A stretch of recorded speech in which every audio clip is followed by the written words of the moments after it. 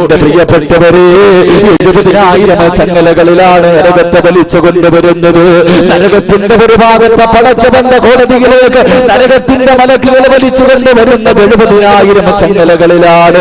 ഓരോ ചങ്ങലയിലും പിടിച്ചിരിക്കുന്ന 70,000 മലക്കുകളാണ്. ലക്ഷക്കണക്കിന് മലക്കുകൾ നാളെ പടച്ചവന്റെ കോടതിയിലേക്ക് അവന്റെ നരകത്തെ വലിച്ചു കൊണ്ടുവരുമ്പോ ഈ പ്രസംഗിക്കുന്ന ഞാനുണ്ടല്ലോ എന്നെ എങ്ങാണം നാളെ നരകത്തിന്റെ മുന്നിലേക്ക് എന്നെ മലക്കുകൾ കൊണ്ടുപോയാൽ ഞാൻ പടച്ചവരോട് പറയുന്നത് എന്തെന്നറിയുമോ? എന്റെ പ്രിയപ്പെട്ട ഉമ്മയുണ്ടല്ലോ, 9.5 മാസക്കാലം പൊന്നുപോലെ വയറ്റിന്റെ ഉള്ളിൽ വെച്ച് സൂക്ഷിച്ചുകൊണ്ട് നടന്ന് മരണവേദനയുടെ വേദനയിൽ നിന്ന് പ്രസവിച്ച എന്റെ പ്രിയപ്പെട്ട ഉമ്മയുണ്ടല്ലോ, എനിക്ക് വേണ്ടി എത്രയോ രാത്രികൾ കാത്തിരുന്ന എന്റെ ഉമ്മയുണ്ടല്ലോ, എന്റെ ഉമ്മയെ കാണിച്ചിട്ട് പടച്ചവരോട് പറയുമത്രേ, അല്ലാഹുവേ ഇതെന്റെ ഉമ്മയാണല്ലോ, ഇവരെ നരകത്തിലേക്ക് വലിച്ചെറിഞ്ഞിട്ട് എന്നെ കൊന്ന് രക്ഷിക്കണേ അല്ലാ. എന്റെ പ്രിയപ്പെട്ട വാപ്പയുണ്ടല്ലോ, എന്റെ പ്രിയപ്പെട്ട കൂടപ്പിറപ്പുകളുണ്ടല്ലോ, എന്റെ പ്രിയപ്പെട്ട ഭാര്യയുണ്ടല്ലോ, എന്റെ പൊന്നുമോനുണ്ടല്ലോ, അവനെ കാണിച്ചിട്ട് പടച്ചവരോട് പറയുമത്രേ, അല്ലാ ഇവരെ മുഴുവനും നരകത്തിലേക്ക് വലിച്ചെറിഞ്ഞിട്ട് എന്നെ കൊന്ന് രക്ഷിക്കണേ അല്ലാ. അല്ലാഹുവിന്റെ പരിശുദ്ധമായ ഖുർആൻ പരിചയപ്പെടുത്തുകയാണ്. യൗമ യഫിറുൽ മർഉ മിൻ അഖീഹി വ ഉമ്മിഹി വ അബീഹി വ സാഹിബതിഹി വ ബനീഹി. എല്ലാവരും അവരവരുടെ കാര്യം നോക്കിക്കൊണ്ട് ഓടികൊള്ളിക്കുന്ന ദിവസമാണ്. അല്ലാഹുവിന്റെ പ്രവാചകൻ തന്റെ പ്രിയപ്പെട്ട ഭാര്യയോട് പറയുമ്പോൾ ആയിഷ റളിയല്ലാഹു തആല അൻഹ ചോദിക്കുകയാണ്, ഫഹൽ തദ്കുറൂന അഗ്നീകും യൗമൽ ഖിയാമ. അല്ലാഹുവിന്റെ റസൂലേ, ഞാൻ അങ്ങയുടെ ഭാര്യയാണല്ലോ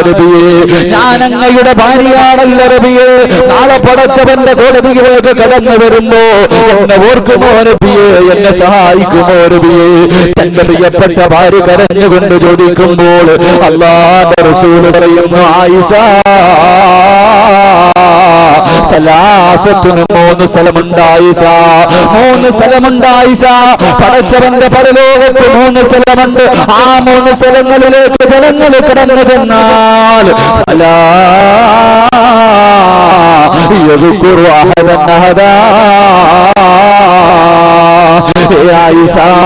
നാളെ പടച്ചവന്റെ കോടതിയിൽ 3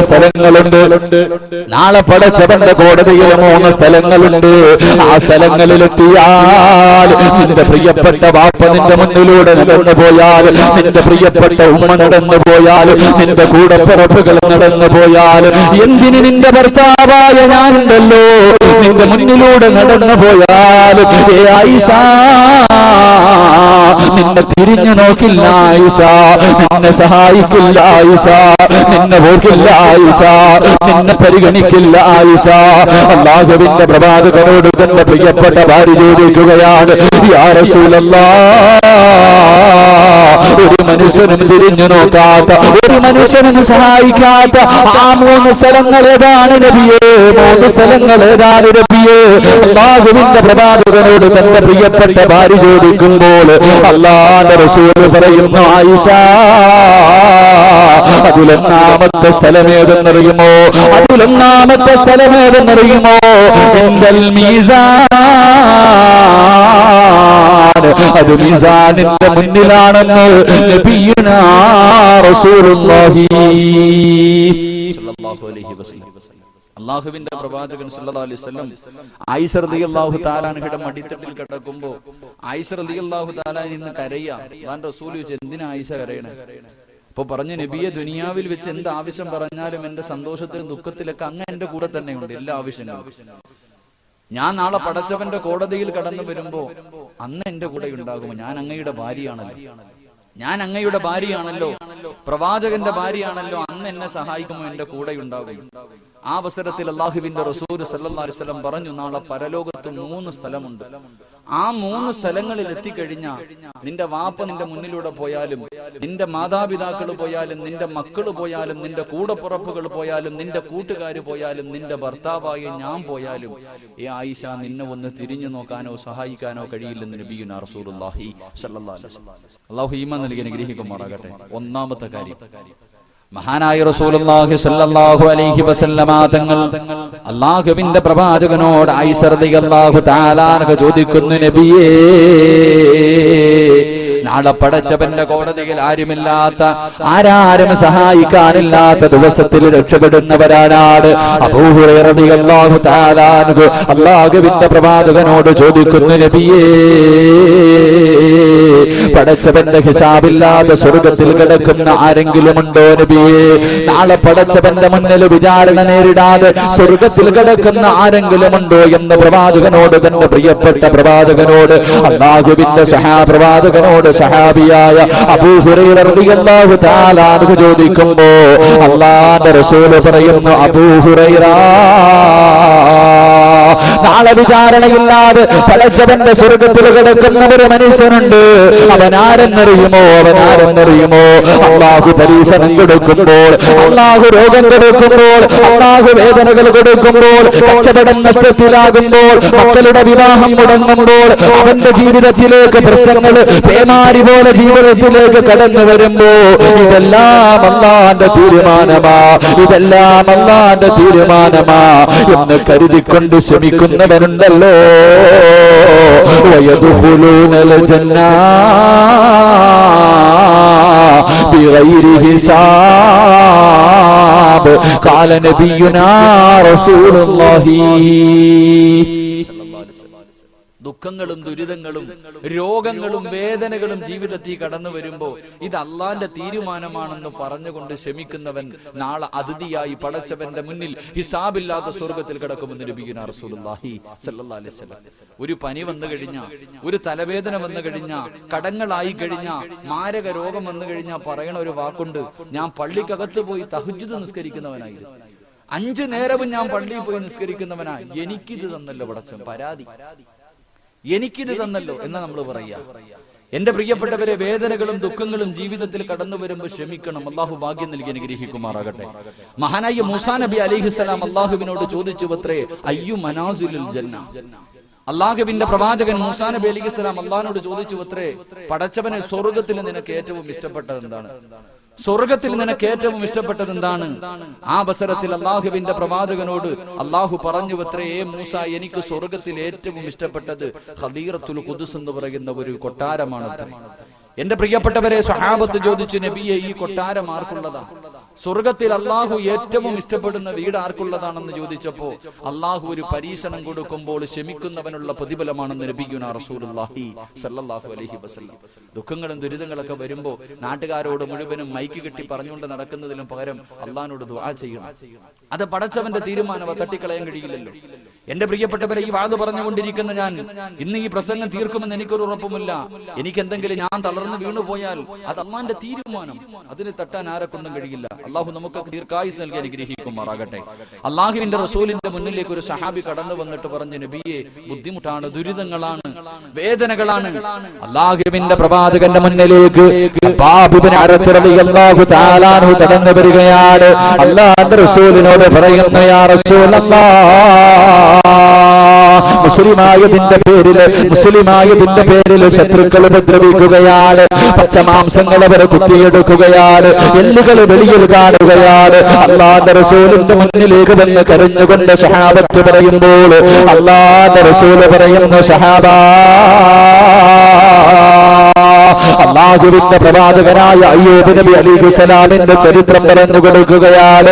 ആരാണ് അയ്യൂബ് നബി എന്നറിയുമോ? 81 വർഷക്കാലം ദുനിയാവിന്റെ തൊലിക്കുമുകളിൽ സുഖാഡംബരങ്ങൾക്ക് നടുവിൽ രാജാവിനെ പോലെ കൊട്ടാരങ്ങൾക്ക് നടുവിൽ കഴിഞ്ഞ പ്രവാചകനാണ്. അതാ സുഖങ്ങൾക്ക് നടുവിൽ ജീവിച്ച പ്രവാചകൻ, അല്ലാഹുവിന്റെ പ്രവാചകൻ അയ്യൂബ് നബി അലൈഹിസ്സലാമിന്റെ ജീവിതം കണ്ടിട്ട് ശൈത്താൻ അസൂയ തോന്നിയത്രേ. പടച്ചവരോട് പറയുന്നു, അല്ലാഹ്, അയ്യൂബിന് അനുഗ്രഹങ്ങൾ കൊടുത്തത് കൊണ്ടാണ് നിനക്ക് നന്ദി കാണിക്കുന്നത്. അയ്യൂബിന് അനുഗ്രഹങ്ങൾ കൊടുത്തത് കൊണ്ടാണ് നിനക്ക് നന്ദി കാണിക്കുന്നത്. ഒരു പരീക്ഷണം കൊടുത്താൽ അല്ലാഹുവേ നിന്നെ മറക്കുമല്ലാ. 81 വർഷക്കാലം സുഖ ആഡംബരങ്ങൾക്ക് നടുവിലൂടെ കടന്നുപോയ അയ്യൂബ് നബി അലൈഹിസ്സലാമിനെ പടച്ചവൻ പരീക്ഷിക്കുകയാണ്. ഒരു സുപ്രഭാതം പൊട്ടിവിടർന്നപ്പോൾ തന്റെ കൃഷിയിടങ്ങൾ മുഴുവനും നശിക്കുകയാണ്, തന്റെ കെട്ടിടങ്ങൾ മുഴുവനും തകർന്ന് തരിപ്പണമാവുകയാണ്, തന്റെ ഭാര്യ മക്കൾ മുഴുവനും മരണപ്പെടുകയാണ്, എല്ലാ അനുഗ്രഹങ്ങളും നഷ്ടപ്പെടുകയാണ്. ഇന്നലത്തെ കോടീശ്വരനുണ്ടല്ലോ, ഇന്നലത്തെ രാജാവുണ്ടല്ലോ, അതാ ഒരു നേരത്തെ അന്നത്തിന് പോലും വകയില്ലാത്തവനായി നിൽക്കുകയാ. ആ അവസരത്തിലും അയ്യൂബ് നബി പടച്ചവനെ സ്തുതിക്കുകയാ. ആ അവസരത്തിലും അയ്യൂബ് നബി പടച്ചവനെ സ്തുതിക്കുകയാ. വീണ്ടും അല്ലാഹു പരീക്ഷിക്കുകയാണ്. ഒരു പ്രവാചകനും കൊടുക്കാത്ത മാരക രോഗമാണ് അയ്യൂബ് നബിക്ക് പടച്ചവൻ കൊടുത്തത്. ശരീരങ്ങൾ മുഴുവനും പഴുക്കാൻ തുടങ്ങി, ശരീരത്തിൽ നിന്ന് ദുർഗന്ധമടിക്കാൻ തുടങ്ങി, ശരീരത്തിൽ നിന്ന് ചീഞ്ചലങ്ങൾ ഒഴുകാൻ തുടങ്ങി. തന്റെ കുടുംബക്കാരോടുകയാ, തന്റെ നാട്ടുകാരോടുകയാ, തന്റെ ബന്ധുക്കളോടുകയാണ്. എല്ലാവരും അയ്യൂബ് നബിയെ കാണുമ്പോൾ ഓടി വിളിക്കുകയാണ്. ശരീരങ്ങൾ മുഴുവനും പുഴുത്തളിയുകയാണ്, ശരീരം മുഴുവനും പുഴുത്തളിയുകയാണ്. ശരീരത്തിൽ നിന്ന് മാംസങ്ങൾ താഴേക്ക് വീഴുകയാ, എല്ലുകൾ വെളിയിൽ കാണുകയാ. ജനിച്ചു വളർന്ന നാട്ടിൽ നിന്ന് പുറത്താകുകയാണ്. തന്റെ പ്രിയപ്പെട്ട ഒരേ ഒരു ഭാര്യ മാത്രമാണ് അയ്യൂബ് നബിയുടെ കൂടെയുള്ളത്. അതാ തന്റെ ഭർത്താവിനെയും കൊണ്ട് അയ്യൂബ് നബിയെയും കൊണ്ട് തന്റെ പ്രിയപ്പെട്ട ഭാര്യതാ കടന്നു പോവുകയാണ്.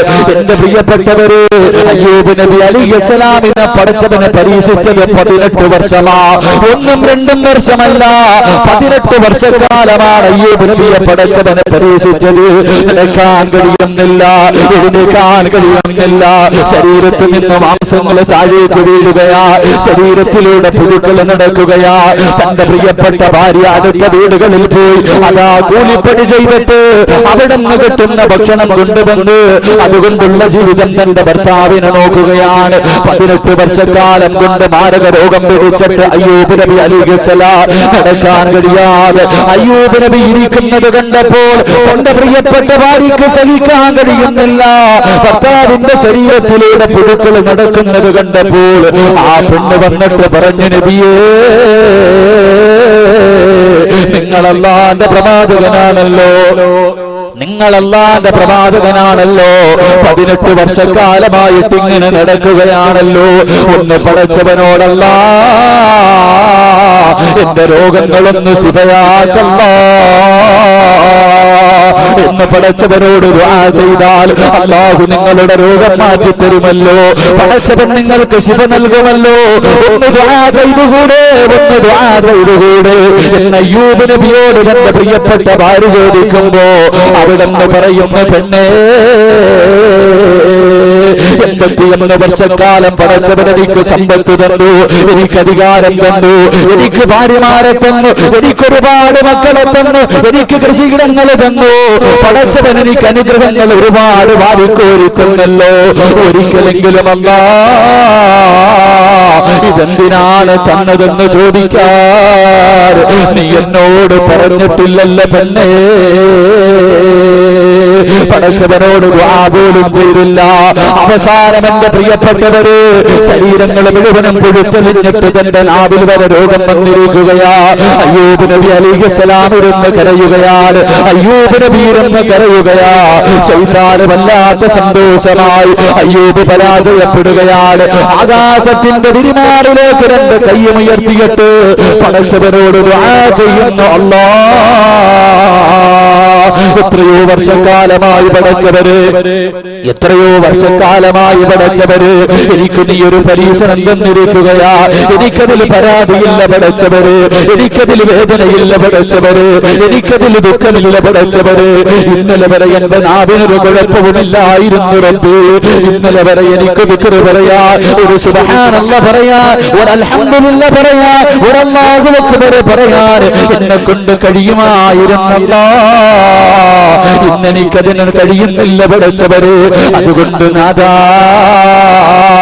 ഇന്നീ മസ്സനിയൽ ദുർറു അൻത അർഹമുർ റഹീമീൻ, അമീൻ 18 വർഷക്കാലം ശരീരം മുഴുവൻ പുഴുക്കളിഞ്ഞ് ശരീരത്തിൽ നിന്ന് മാംസങ്ങൾ താഴേക്ക് വീഴും.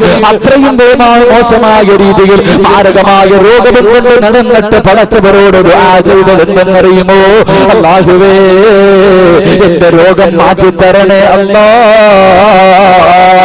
എന്നല്ല പടച്ചവരോട് ദുആ ചെയ്തത്. അല്ലാഹുവോട് പറയുന്നു, അല്ലാ എന്റെ ബുദ്ധിമുട്ടൊന്ന് മാറ്റിത്തരണേ അല്ലാ.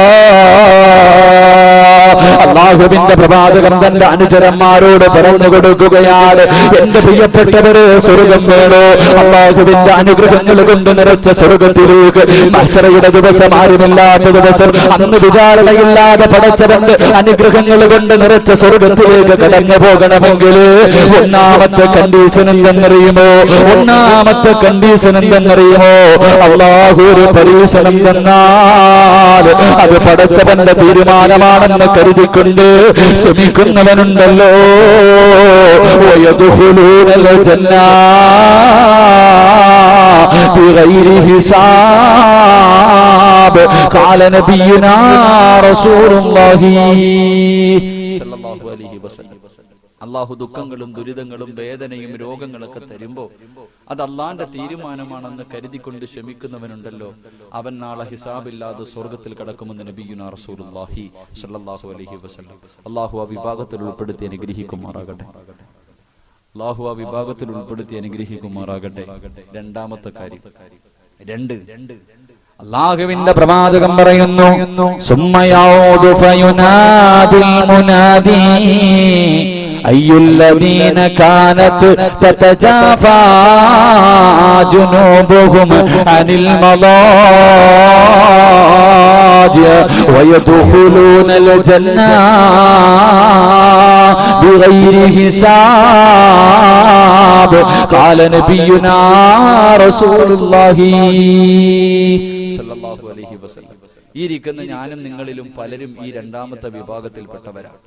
എന്റെ പ്രിയപ്പെട്ടവരെ, രണ്ടാമത് വിളിക്കുന്ന വിഭാഗം ഈ ചന്തവിളക്കാരും ഈ പരിസര പ്രദേശക്കാരെല്ലാവരും പാതിരാത്രിയിൽ കടന്നുറങ്ങുമ്പോ, എല്ലാരും തന്റെ ഈ തണുപ്പുള്ള രാത്രിയിൽ തന്റെ പുതപ്പിന്റെ കീഴിൽ കിടന്ന് സുഖിച്ചു കിടന്നുറങ്ങുമ്പോ രാത്രിയിൽ എഴുന്നേറ്റ് 2 റക്അത്ത് തഹജ്ജുദ് നിസ്കരിക്കുന്നവനുണ്ടല്ലോ, അവൻ നാളെ ഹിസാബില്ലാതെ സ്വർഗത്തിൽ കടക്കുമെന്ന് നബിയുനാ റസൂലുള്ളാഹി സ്വല്ലല്ലാഹു അലൈഹി വസല്ലം.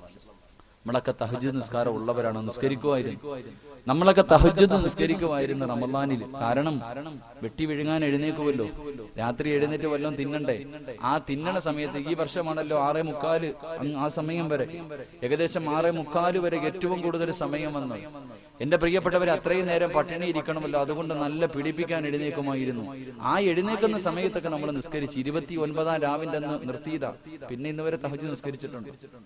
എന്റെ പ്രിയപ്പെട്ടവരൊന്ന് ചിന്തിക്ക്, എന്റെ പ്രിയപ്പെട്ടവരെ, തഹജ്ജുദ് നിസ്കരിച്ചാൽ നീ നാളെ ഹിസാബില്ലാതെ സ്വർഗത്തിൽ കിടക്കുമെന്ന് നബിയുനാ റസൂലുള്ളാഹി സ്വല്ലല്ലാഹു അലൈഹി വസല്ലം. രാത്രിയൊക്കെ എഴുന്നേറ്റ് നിസ്കരിക്കണം, നിസ്കരിച്ചാൽ കിട്ടുന്ന പ്രതിഫലം എന്താണെന്നറിയും? എന്റെ പ്രിയപ്പെട്ടവരെ, ആരും അറിയാതെ രാത്രി എഴുന്നേറ്റ് നിസ്കരിച്ചാൽ കിട്ടുന്ന പ്രതിഫലം അള്ളാന്റെ റസൂൽ സല്ലല്ലാഹു അലൈഹി വസല്ലം തങ്ങൾ 5 പ്രതിഫലം പറയുന്നു. രാത്രി എഴുന്നേറ്റ് തഹജ്ജുദ് നിസ്കരിക്കുന്നവന് കിട്ടുന്ന 5 പ്രതിഫലം അള്ളാഹു നൽകി അനുഗ്രഹിക്കുമാറാകട്ടെ. ഒന്നാമത്തെ പ്രതിഫലം അല്ലാഹുവിന്റെ പ്രവാചകൻ പറയുന്ന ഒന്നാമത്തെ പ്രതിഫലം എന്തെന്നറിയുമോ?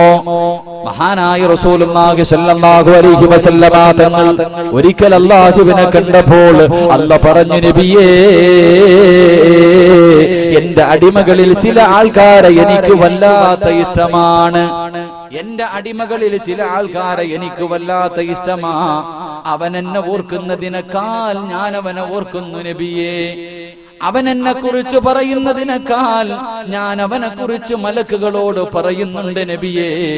അവൻ എന്നിലേക്ക് നടന്നു വന്നാ ഞാൻ അവനിലേക്ക് ഓടിപ്പോകും നബിയേ. അവൻ എന്നെ കാണാൻ ആഗ്രഹിക്കുന്നതിനേക്കാൾ ഞാൻ അവനെ കാണാൻ ആഗ്രഹിക്കുന്നു നബിയേ. അല്ലാഹുവിന്റെ പ്രവാചകനോട് പടച്ചവൻ പറഞ്ഞപ്പോൾ അല്ലാഹുവിന്റെ റസൂൽ ചോദിക്കുന്നു, അല്ലാഹ് നീ ഇത്രയും ഇഷ്ടപ്പെടുന്നവരാരാണല്ലോ, അവരുടെ അടയാളമെങ്കിലും ഒന്ന് പറഞ്ഞു തരുമോ?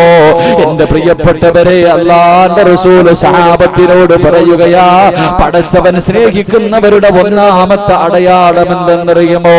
ഈ ഇരിക്കുന്ന മജ്‌ലിസിലിരിക്കുന്ന നിങ്ങൾ തീരുമാനിച്ചോ, നിന്നെ അല്ലാഹു സ്നേഹിക്കുന്നുണ്ടോ? പടച്ചവന്റെ സ്നേഹം നിനക്ക് കിട്ടിയിട്ടുണ്ടോ? ഒന്നാമത്തെ അടയാളം എന്തെന്നറിയുമോ? അവൻ രാത്രിയിൽ എഴുന്നേറ്റ് നിസ്കരിക്കുമെന്ന് നബിയുനാ റസൂലുള്ളാഹി സ്വല്ലല്ലാഹു അലൈഹി വസല്ലം. രാത്രി എഴുന്നേറ്റ് തഹജ്ജുദ് നിസ്കരിക്കണ ഏതെങ്കിലും ഒരു ഉപ്പയോ ഉമ്മയോ ഈ മജ്‌ലിസിലുണ്ടെങ്കിൽ നീ തീരുമാനിച്ചോ, നിന്നെ അല്ലാഹു സ്നേഹിക്കുന്നു. നീ നിലനിർത്ത. അല്ലാഹു ബാക്കി നൽകി അനുഗ്രഹിക്കുമാറാകട്ടെ. നിസ്കാരമില്ലെങ്കിൽ വിചാരിച്ചോ വൺ സൈഡ് പ്രണയമായിട്ട് നടക്കുക ഒരു കാര്യമില്ലെന്ന്. അല്ലാഹു ഈമാൻ നൽകി അനുഗ്രഹിക്കുമാറാകട്ടെ. തഹജ്ജുദ് നിസ്കരിക്കുന്ന ഒരു മനുഷ്യന് കിട്ടുന്ന രണ്ടാമത്തെ പ്രതിഫലം, ഇന്നലെ ഞാൻ പറഞ്ഞു, സ്വർഗത്തിൽ അല്ലാഹു സലാം പറയും. എന്റെ പ്രിയപ്പെട്ടവരെ, അല്ലാഹു സ്വർഗത്തിൽ വെച്ച് സലാം പറയുമ്പോ അള്ളാനെ കണ്ടുകൊണ്ട് സലാം അടക്കാൻ ആഗ്രഹമുണ്ടെങ്കിൽ നീ തഹജ്ജുദ് നിസ്കരിച്ചാൽ മതി എന്ന് നബിയുനാ റസൂലുള്ളാഹി സ്വല്ലല്ലാഹു അലൈഹി വസല്ലം. ഇന്നലെ പറഞ്ഞ വിഷയത്തിൽ രണ്ട് കാര്യം പറഞ്ഞു. അതിലെ മൂന്നാമത്തെ കാര്യം, ആ വിഷയത്തിലെ മൂന്നാമത്തെ കാര്യം, തഹജ്ജുദ് നിസ്കരിക്കുന്നവൻ അള്ളാനെ കാണാൻ കഴിയുമെന്ന് നബിയുനാ റസൂലുള്ളാഹി സ്വല്ലല്ലാഹു അലൈഹി വസല്ലം. മൂന്നാമത്തെ പ്രതിഫലം എന്റെ പ്രിയപ്പെട്ട സഹോദരങ്ങളെ, അള്ളാഹുവിന്റെ പരലോകത്ത് രണ്ടേ രണ്ട് വിഭാഗത്തിന്റെ തല മാത്രമേ ഉയർന്നു നിൽക്കൂ എന്ന് നബിയുനാ റസൂലുള്ളാഹി സ്വല്ലല്ലാഹു അലൈഹി വസല്ലം. നാളെ പടച്ചവന്റെ കോടതിയിൽ എല്ലാവരുടെ തലയും താഴ്ന്നു നിൽക്കും. ആദം നബി വരെ കരയുക. ആദം നബി കരയുക. എന്തിനാ കരയണേ? ആദം നബി അലൈഹിസ്സലാമിനെയും തന്റെ പ്രിയപ്പെട്ട ഭാര്യയെയും സൃഷ്ടിച്ചിട്ട് അല്ലാഹു പറഞ്ഞു, യാ ആദം ഉസ്കുൻ അൻത വസൗജുകൽ ജന്നാ വകുലാ മിൻഹാ റഗദൻ ഹൈസു ശിഅ്തുമാ വലാ തഖറബാ ഹാദിഹി ശജറാ. നബിയും തന്റെ ഭാര്യയും സൃഷ്ടിച്ചിട്ട് പടച്ചവൻ പറഞ്ഞു, ആദവേ, ആ കാണുന്ന മരത്തിന്റെ അടുക്ക മാത്രം പോകല്ല. ആദം നബി പോയി അതിന്റെ പേര് ഇരുന്ന് കരയുക. നൂഹ് നബി ഇരുന്ന് കരയുക. 950 വർഷം ദഅവത്ത് നടത്തി. എന്നിട്ട് തന്റെ ഭാര്യയെയും മോനം പോലും മുസ്ലിമാക്കാൻ കഴിഞ്ഞില്ല. വെള്ളത്തിൽ മുങ്ങിച്ചാവുന്ന സമയത്ത് അള്ളാഹിനോട് ചോദിക്കാൻ പാടില്ലാത്തൊരു ചോദ്യം ചോദിച്ചു. അതുകൊണ്ട് കരയുക.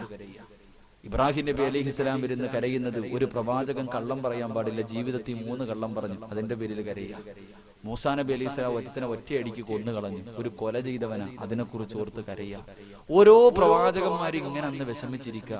എല്ലാരും കരയുന്ന ദിവസം, എല്ലാരും ദുഃഖത്തിൽ നിൽക്കുന്ന ദിവസം, രണ്ട് വിഭാഗത്തിന്റെ തല മാത്രം ഉയർന്നു നിൽക്കുമെന്ന് നബിയുനാ റസൂലുള്ളാഹി സ്വല്ലല്ലാഹു അലൈഹി വസല്ലം. അല്ലാഹു ഭാഗ്യം നൽകി അനുഗ്രഹിക്കുമാറാകട്ടെ. അല്ലാഹു ഭാഗ്യം നൽകി അനുഗ്രഹിക്കുമാറാകട്ടെ. രണ്ട് കാര്യം പറഞ്ഞു തരാൻ ചെയ്യൂ. രണ്ട് കാര്യം പറഞ്ഞു തരാൻ ചെയ്യൂ. ചെയ്ത നാളെ അവിടെ വെച്ച് തല ഉയർന്നവരായി കാണാൻ കഴിയും. അല്ലാഹു ഭാഗ്യം നൽകി അനുഗ്രഹിക്കുമാറാകട്ടെ. സഹോദരികൾക്ക് ഒരേ ഒരു കാര്യമേ ചെയ്യാൻ പറ്റൂ, ആണുങ്ങൾക്ക് 2 കാര്യവും ചെയ്യും. സഹോദരിമാർക്ക് ഒരു കാര്യം, ആണുങ്ങൾക്ക് 2 കാര്യം. ഇൻഷാ അല്ലാഹ് ചെയ്യില്ലേ? ചെയ്യാന്നുള്ളവരൊന്ന് കൈപൊക്കിക്ക്. നിങ്ങൾ പൊക്കണ്ട, താത്തിട്ടാണ്. ഒന്ന്, ഇനിയിപ്പം ഉസ്താദ് കൈപൊക്കുന്നത്, ഉസ്താദ് പെണ്ണുങ്ങളെ കൊണ്ട് കൈപൊക്കി, ഒന്നാമത്തെ വിവാദമാ കൈപൊക്കുന്നത്. എന്തായാലും ഞാൻ അങ്ങനെ ഒന്നുമില്ല. അല്ലാഹു ഈമാൻ നൽകി അനുഗ്രഹിക്കുമാറാകട്ടെ. എന്റെ പ്രിയപ്പെട്ടവരെ, ഒന്നാമത്തെ കാര്യം, അള്ളാന്റെ റസൂൽ സല്ലല്ലാഹു അലൈഹി വസല്ലമ തങ്ങൾ പറയുന്നു, നാളെ പടച്ചവന്റെ കോടതിയിൽ തല ഉയർന്നു നിൽക്കുന്ന ഒന്നാമത്തെ വിഭാഗം, അത് പാതിരാത്രിയിൽ എഴുന്നേറ്റ് നമസ്കരിച്ചവനാണെന്ന് നബിയുനാ റസൂലുള്ളാഹി സ്വല്ലല്ലാഹു അലൈഹി വസല്ലം. പള്ളിയിൽ നട്ടുച്ച സമയത്ത് നിസ്കരിക്കാൻ അവനെ കൊണ്ടും പറ്റും. ഒന്ന് ആലോചിക്കുക, പള്ളിയിലെ ഉസ്താദ് പ്രസംഗം നടത്തിക്കൊണ്ടിരിക്കുക. ഉസ്താദ് വെള്ളിയാഴ്ച ദിവസം പ്രസംഗം നടത്തിക്കൊണ്ടിരിക്കുമ്പോൾ ചില മഹാന്മാർ കയറി വരും. ഏറ്റവും 1:30 ആവാറാകുമ്പോഴായിരിക്കും വരുന്നത്. തോളിന്റെ മുകളിൽ കൂടെ ചാടി കയറി അവസാനം അങ്ങ് ഫ്രണ്ടിൽ സഫി വന്നിട്ട് ഇവനൊരു കൈകെട്ടുണ്ട്. ഇവൻ കെട്ടിനുണ്ടാ വിചാരിക്കുക അർശിന്റെ മുകളിൽ നിന്ന് ഇറങ്ങി വന്നവനെ. 4 പേര് കാണാനുണ്ടെങ്കിൽ നമ്മുടെയൊക്കെ നിസ്കാരങ്ങളൊക്കെ വന്ന് കാണണം. അല്ലാഹുവേ, എന്തൊരു ഭവ്യതയോടുകൂടി ഹൗഫും ഖുശൂഅൊക്കെ അവനത് എല്ലാം ഒരുമിച്ച് കിട്ടിയവരെ പോലെ. എന്റെ പ്രിയപ്പെട്ടവരെ, നട്ടുച്ച സമയത്ത് കയറി നിസ്കരിക്കാം, പകലൊക്കെ നിസ്കരിക്കാൻ എല്ലാവരെ കൊണ്ട് പറ്റും. പക്ഷെ പാതിരാത്രിയിൽ എഴുന്നേറ്റ് നിസ്കരിച്ച കൂടെ കിടക്കണ ഭാര്യ പോലും ചിലപ്പോൾ അറിയില്ല. നമ്മുടെ പ്രിയപ്പെട്ട ഭാര്യ പോലും ചിലപ്പോൾ അറിയില്ല. നിങ്ങളുടെ പ്രിയപ്പെട്ട ഭർത്താവ് പോലും അറിയില്ല നീ എഴുന്നേറ്റ് നിസ്കരിക്കുന്നത്.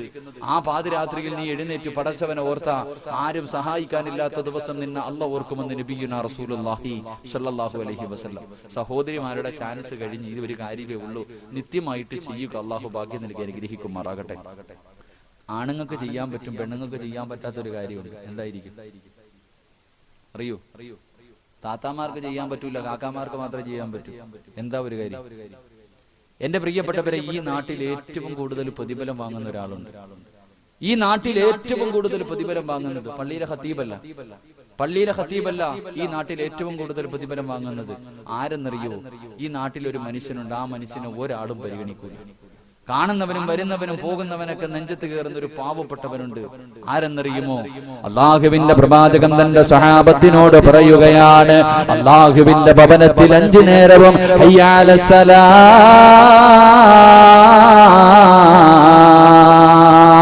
ഹയ്യ അലൽ ഫലാ എന്ന് ബാങ്ക് വിളിക്കുന്ന മുഅദ്ദിനുണ്ടല്ലോ, അവന്റെ തലനാളെ പടച്ചവന്റെ കോടതിയിൽ ഉയർന്നു നിൽക്കുമെന്ന് നബിയുനാ റസൂലുള്ളാഹി. അതിരാത്രിയിൽ എഴുന്നേറ്റ് 2 റക്അത്ത് നിസ്കരിച്ചാൽ കിട്ടുന്ന 3ാമത്തെ പ്രതിഫലം എന്തെന്നറിയുമോ? എന്റെ പ്രിയപ്പെട്ടവരെ, ഓരോ പാവം ചെയ്യുമ്പോഴും നമ്മുടെ ഹൃദയത്തിൽ ഒരു പുള്ളി വീഴുകയാണ്. ഓരോ പാവം ചെയ്യുമ്പോഴും നമ്മുടെ ഹൃദയത്തിലേക്ക് ഒരു കുത്തു വീഴുകയാ. പാവങ്ങൾ അധികരിക്കുന്നതനുസരിച്ച് ഹൃദയങ്ങൾ കറുക്കുകയാണ്. നമ്മുടെ ഹൃദയങ്ങൾ കറുത്തുപോയത് കൊണ്ടല്ലേ, എന്റെ പ്രിയപ്പെട്ട സഹോദരിമാർ 10ഉം 18ഉം വർഷക്കാലം പൊന്നുപോലെ തന്റെ പൊന്നുമക്കളെ വളർത്തുകയാ. വളരെ വളരെ ആഗ്രഹത്തോടുകൂടി മോഹത്തോടുകൂടി വളർത്തുമ്പോൾ തന്റെ പ്രിയപ്പെട്ട ഉമ്മയെയും ഉപ്പയെയും നാട്ടുകാരുടെ മുന്നിൽ കരയാൻ വിധിച്ചിട്ട് ഇറങ്ങിയോടുകയാ. തന്റെ കാമുകന്റെ കൂടെ ഇറങ്ങിയോടുന്ന മുസ്ലിം പെണ്ണി സമുദായത്തിൽ ഉണ്ടാകുന്നത് എന്റെ പ്രിയപ്പെട്ടവരെ, അതാ പാപപ്പെട്ട 2ഉം 3ഉം പ്രസവിച്ച എന്റെ പ്രിയപ്പെട്ട ഉമ്മമാര് തന്റെ പൊന്നുമക്കളുടെ കഴുത്ത് ഞെരിച്ചു കൊല്ലുന്നത് കാമുകന്റെ കൂടെ ജീവിക്കാനല്ലേ? എന്റെ പ്രിയപ്പെട്ടവരൊന്ന് ചിന്തിച്ചു നോക്കണേ. മൃഗങ്ങളെക്കാല് വൃത്തികെട്ടവരെ പോലെ എന്റെ പ്രിയപ്പെട്ട സമുദായം ഇങ്ങനെ അധപ്പതിച്ചു പോകുന്നത് ഹൃദയം കറുത്തു പോയത് കൊണ്ടാണ്. എന്റെ പ്രിയപ്പെട്ടവരെ, അതാ കണ്ണൂപ, എന്റെ പ്രിയപ്പെട്ടവരെ, പൊന്നാനിക്കടുത്തൊരു സ്ഥലമുണ്ട്. ഒരു പ്രിയപ്പെട്ട 18 വയസ്സുള്ള പെങ്ങളുണ്ടല്ലോ, മുസ്ലിമായ ഒരു ചെറുപ്പക്കാരന്റെ കൂടെ ഒളിച്ചോടുകയാണ്. വാപ്പയതാ കോടതിയിൽ പോലീസ് സ്റ്റേഷനിൽ കേസ് കൊടുക്കുകയാണ്. അവസാനം കോടതിക്കകത്തേക്ക് ആ 18 വയസ്സുള്ള പ്രിയപ്പെട്ട പെങ്ങളോട് കോടതി ചോദിച്ചുവത്രേ, മോളെ, നിനക്ക് നിന്റെ ഉപ്പയുടെ കൂടെ പോയിക്കൂടെ? 18 വയസ്സുള്ള പൊന്നുമോളോട് കോടതി ചോദിച്ചുവത്രേ, മോളെ, നിനക്ക് നിന്റെ വാപ്പയുടെ കൂടെ പോകണോ അതോ നിന്റെ കാമുകന്റെ കൂടെ പോകണോ? അവസരത്തിൽ ആ പെണ്ണ് പറയുന്നു, എന്റെ ഉപ്പയുടെ കൂടെ പോകാൻ എനിക്ക് പേടിയാ, എന്റെ ഉപ്പ എന്നെ പീഡിപ്പിക്കുമെന്ന് എനിക്ക് ഭയമെന്ന് പറയുമ്പോൾ, എന്റെ പ്രിയപ്പെട്ടവര്, 18 വർഷക്കാലം പോറ്റി വളർത്തിയ മാതാപിതാക്കള് അതാ ഉപ്പ പീഡിപ്പിക്കുമെന്ന് പോലും ഭയന്നുകൊണ്ട് പറയുമ്പോ എന്റെ പ്രിയപ്പെട്ട പെണ്ണന്മാർ ഇത്ര അധപ്പതിക്കാൻ കാരണമെന്തെന്നറിയുമോ? എന്റെ പ്രിയപ്പെട്ട ചെറുപ്പക്കാർ നടറോഡിൽ നിന്ന് ഉമ്മ വെക്കുന്നത് കാണാൻ ഈ തിരുവനന്തപുരത്ത് നിന്ന് പോലും അതാ കൊച്ചിയിലേക്ക് പോയി എത്രയോ ചെറുപ്പക്കാരുണ്ട് പൊന്നുമക്കളെ. അതുകൊണ്ട് എന്റെ പൊന്നുമോരേ, അല്ലാഹുവിന്റെ പ്രവാചകൻ പറയുകയാ, പാതിരാത്രിയിൽ എഴുന്നേറ്റ് 2 റക്അത്ത് നിസ്കരിച്ചിട്ട് പടച്ചവന്റെ കോടതിയിലേക്ക് നീ കയ്യുയർത്തി ദുആ ചെയ്താൽ, നീ തൗബ ചെയ്താൽ, നീ എത്ര വലിയ പാപം ചെയ്തവനാണെങ്കിലും എത്ര വലിയ അപരാധം ചെയ്തവനാണെങ്കിലും പടച്ചവന്റെ മുന്നിലേക്ക് കയ്യുയർത്തിയിട്ട് പാതിരാത്രിയുടെ നിശബ്ദതയിൽ സുജൂദിൽ കിടന്നുകൊണ്ട് പൊട്ടിക്കരഞ്ഞുകൊണ്ട് തൗബ ചെയ്താ അല്ലാഹു സ്വീകരിക്കും മോനെ. എന്റെ പ്രിയപ്പെട്ട ചെറുപ്പക്കാരാ, കള്ളു കുടിച്ചവനായിരിക്കാം, വിചരിച്ചവനായിരിക്കാം, പലിശ തിന്നവനായിരിക്കാം, എത്രയോ കുടുംബങ്ങൾ തകർത്തവനായിരിക്കാം, ഭർത്താവിനെ വഞ്ചിച്ച പെങ്ങള് നിനക്ക് അബദ്ധം പറ്റിയിരിക്കാം, കാമുകന്റെ കൂടെ കറങ്ങാൻ പോയിരിക്കാം, നമസ്കാരങ്ങളെ മുഴുവനും കളാക്കിയിരിക്കാം, അഹങ്കാരികളെ പോയി ജീവിച്ചിരിക്കാം. പൊന്നുമോളെ, നിനക്ക് ഇന്നത്തെ ദിവസം തൗബ ചെയ്യാനുള്ളതാണ്, നിനക്ക് തൗബ ചെയ്യാനുള്ളതാ. പാതിരാത്രിയിൽ വീട്ടിൽ പോയിട്ട് വെളിപ്പെടുത്തത്തിൽ 2 റക്അത്ത് നിസ്കരിച്ചിട്ട് സുജൂദിൽ കിടന്ന് തൗബ ചെയ്യുമോളേ. ഇത് പറയുമ്പോൾ എന്റെ ചെറുപ്പക്കാര് പറയും, ഉസ്താദ്, ഒരുപാട് പാപങ്ങൾ എന്റെ ജീവിതത്തിൽ ചെയ്തു പോയി, എനിക്കല്ല പുറത്തു തരില്ല, എനിക്ക് പടച്ചവന് പുറത്തു തരില്ല, എന്റെ പാപങ്ങൾ അധികരിച്ചു പോയി എന്ന് പറഞ്ഞുകൊണ്ടിരിക്കുന്ന എന്റെ പ്രിയപ്പെട്ട ചെറുപ്പക്കാരാ, പൊന്നുപോലെ നിന്നെക്കാളും എത്രയെത്രയോ കുടുംബാദികൾക്ക്, എത്രയെത്രയോ അപരാധികൾക്ക് പടച്ചവൻ പുറത്തു കൊടുത്തടാ. 100 കൊല ചെയ്തവന് പോലും അല്ല പുറത്തു കൊടുത്തില്ലേ? 100 കൊല ചെയ്തവന് പോലും അല്ലാഹു പുറത്തു കൊടുത്തെന്ന് ചരിത്രം പഠിപ്പിക്കുമ്പോൾ എന്തിനാ നീ ഭയപ്പെടുന്നത്? എന്തിനാ നീ ഭയപ്പെടുന്നത്? അല്ലാഹുവിന്റെ റസൂലിന്റെ മുന്നിലേക്ക് മഹാനായ ഉമർ ഇബ്നുൽ ഖത്താബ് റളിയല്ലാഹു തആല അൻഹു കരഞ്ഞുകൊണ്ട് വരികയാ. അല്ലാഹുവിന്റെ പ്രവാചകന്റെ വീടിനകത്തേക്ക് കരഞ്ഞുകൊണ്ട് വരികയാണ്. അല്ലാഹുവിന്റെ റസൂൽ ചോദിച്ചു, ഉമരേ, എന്തിനാണ് നീ കരയുന്നത്? എന്തിനാണ് നീ കരയുന്നത്? ആരാണ് നിന്നെ വേദനിപ്പിച്ചത്? അല്ലാഹുവിന്റെ പ്രവാചകൻ തന്റെ പ്രിയപ്പെട്ട കൂട്ടുകാരനായ ഉമർ ഇബ്നുൽ ഖത്താബ് റളിയല്ലാഹു തആല അൻഹുവിനോട് ചോദിക്കുമ്പോ അവിടുന്ന് പറയുന്നു, യാ റസൂലല്ലാഹ്, അല്ലാഹുവിന്റെ നബിയേ, ഒരു ചെറുപ്പക്കാരൻ നിന്ന് കരയുകയാണ്. ഒരു ചെറുപ്പക്കാരൻ നിന്ന് കരയുകയാണ്. കഅബയുടെ കില്ല പിടിച്ചുകൊണ്ട് കരഞ്ഞുകൊണ്ട് ദുആ ചെയ്യുകയാണ്. ആ ചെറുപ്പക്കാരന്റെ കരച്ചിൽ കണ്ടിട്ട് സഹിക്കാൻ കഴിയുന്നില്ല നബിയേ. അല്ലാഹുവിന്റെ പ്രവാചകന്റെ മുന്നിൽ വന്ന് കരഞ്ഞുകൊണ്ട് പറയുമ്പോൾ അല്ലാഹുവിന്റെ റസൂൽ ആ ചെറുപ്പക്കാരനെ വിളിക്കുകയാ. ആ പൊന്നുമോനെ വിളിച്ചിട്ട് ലോകത്തിന്റെ നായകൻ ചോദിക്കുകയാണ്, ഏ പൊന്നുമോനെ, എന്തിനാ നീ കരയുന്നത്? ആരൊക്കെ പിടിച്ചു മാറ്റിയിട്ടും മാറുന്നില്ലല്ലോ. എത്രയോ നാളുകൾ കൊണ്ട് നിന്ന് ദുആ ചെയ്യുകയാണ്. ആ അവസരത്തിൽ ആ ചെറുപ്പക്കാരൻ ലോകത്തിന്റെ നായകനോട് പറയുകയാ, യാ റസൂലല്ലാഹ്, അല്ലാഹുവിന്റെ നബിയേ, എന്റെ ജീവിതത്തിൽ ഞാനൊരു പാപം ചെയ്തു നബിയേ. എന്റെ ജീവിതത്തിൽ ഞാനൊരു പാപം ചെയ്തു നബിയേ. അല്ലാഹുവിന്റെ റസൂൽ ആ ചെറുപ്പക്കാരനോട് ചോദിക്കുകയാണ്, ഏ പൊന്നുമോനെ, എന്ത് പാപമാണ് ചെയ്തത്? എന്ത് തെറ്റാണ് നിന്റെ ജീവിതത്തിൽ പറ്റിപ്പോയത്? ആ അവസരത്തിൽ അല്ലാഹുവിന്റെ പ്രവാചകരോട് കരഞ്ഞുകൊണ്ട് പറയുന്നു, യാ റസൂലല്ലാഹ്, അല്ലാഹുവിന്റെ റസൂലേ, എന്റെ ജോലി എന്തായിരുന്നെന്നറിയുമോ നബിയേ? എന്റെ ജോലി എന്തായിരുന്നെന്നറിയുമോ നബിയേ?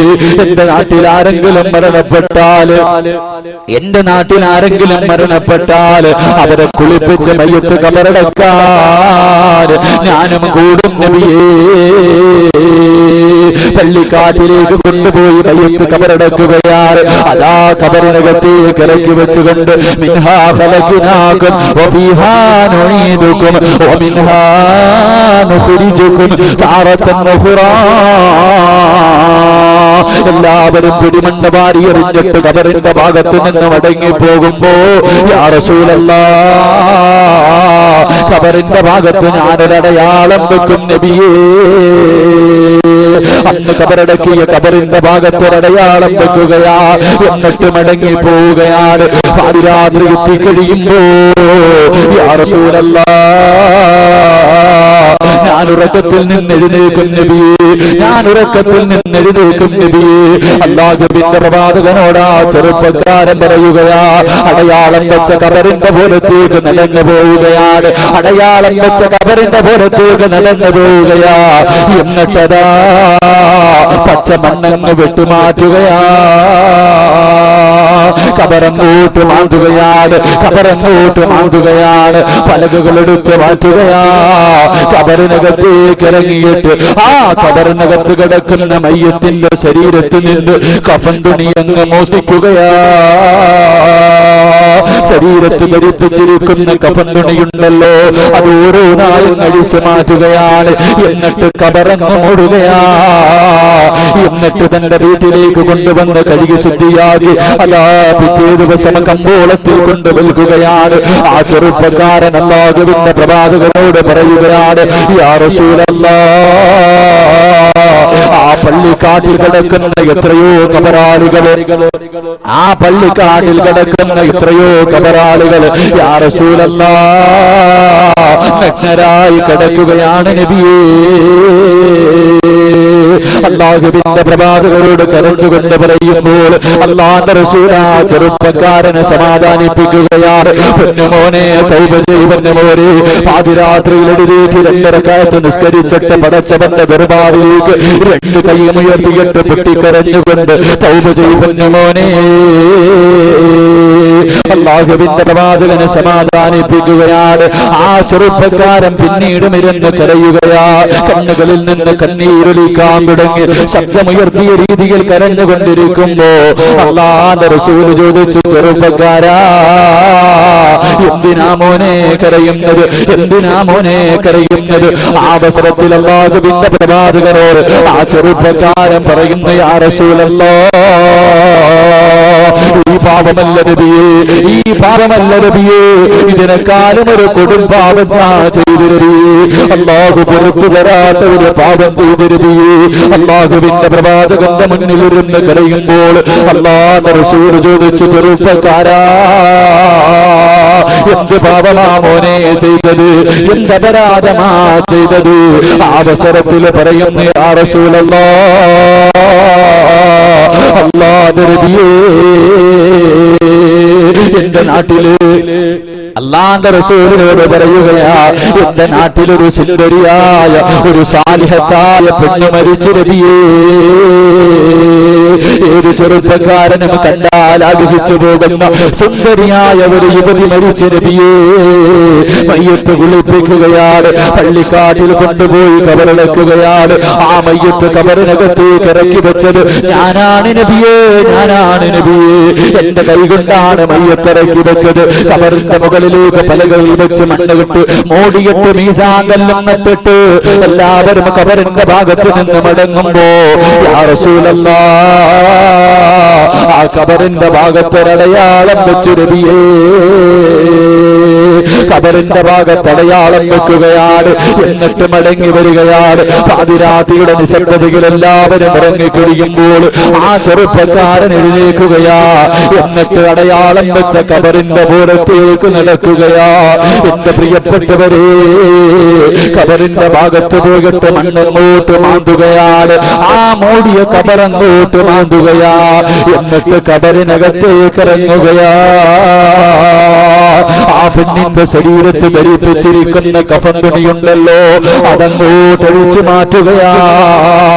കബറിന്റെ മുകളിലേക്ക് കയറുകയാണ്. കബറിന്റെ മുകളിലേക്ക് കയറുകയാണ്. കബറങ്ങ് മൂടുകയാ. എന്നിട്ട് പള്ളിക്കാട്ടിലൂടെ കുറച്ചങ്ങോട്ട് നടക്കുകയാ.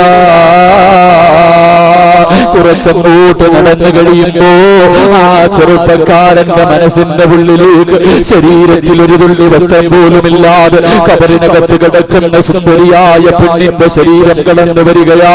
ആ ശരീരം ഓർമ്മ വരികയാ. ആ ചെറുപ്പക്കാരൻ മടങ്ങി വന്ന്, ചെറുപ്പക്കാരാ,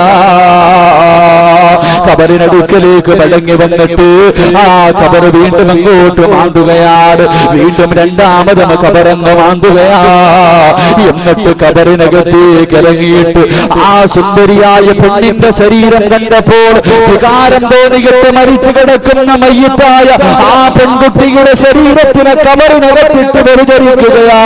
അല്ലാഹുവിന്റെ റസൂലിന്റെ മുന്നിൽ ഇരുന്നു കൊണ്ട് മരിച്ചു കിടന്ന മയ്യത്തിനെ കബറ് മാന്തിയിട്ട് ആ പെണ്ണിനെ കബറിനകത്തിട്ട് വ്യഭിചരിച്ചെന്ന് അല്ലാഹുവിന്റെ പ്രവാചകന്റെ മുന്നിലിരുന്ന് കരഞ്ഞുകൊണ്ട് പറയുമ്പോ അല്ലാഹുവിന്റെ റസൂലിന്റെ ശരീരം തളർന്നു പോവുകയാ. പ്രവാചകന്റെ കണ്ണുകൾ നിറയാൻ തുടങ്ങി. അല്ലാഹുവിന്റെ റസൂല് മിണ്ടുന്നില്ല. ആ ചെറുപ്പക്കാരൻ ചോദിക്കുന്നു, നബിയേ, ഫഹലി മിനത് തൗബ, അല്ലാഹു എനിക്ക് പുറത്തു തരുമോ നബിയേ? അല്ല എന്റെ തൗബ സ്വീകരിക്കുമോ നബിയേ?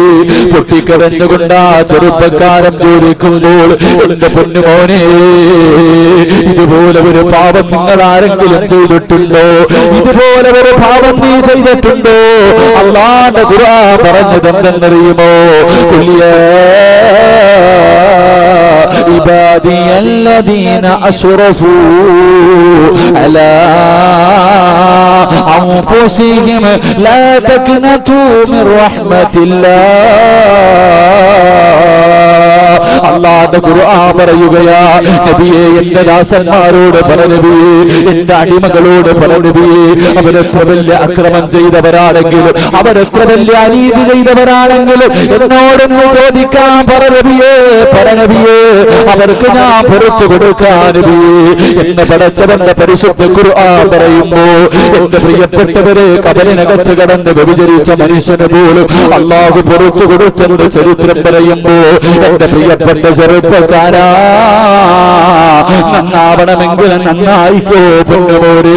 ഇന്നത്തെ ദിവസം നിന്റെ ജീവിതത്തിലെ അവസാനത്തെ രാത്രിയാവോനെ.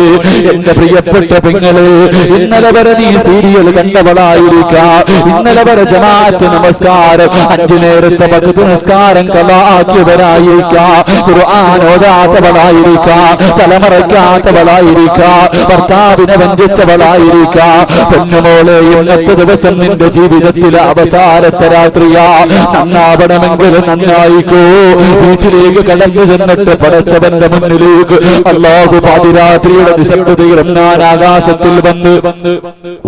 ആകാശത്തിൽ വന്ന് പടച്ചവൻ ഭൂമിയിലേക്ക് നോക്കി നിൽക്കുകയാ. ചോദിക്കുന്നവന് പുറത്തു കൊടുക്കാൻ, പശ്ചാത്തപിക്കുന്നവന് പുറത്തു കൊടുക്കാൻ.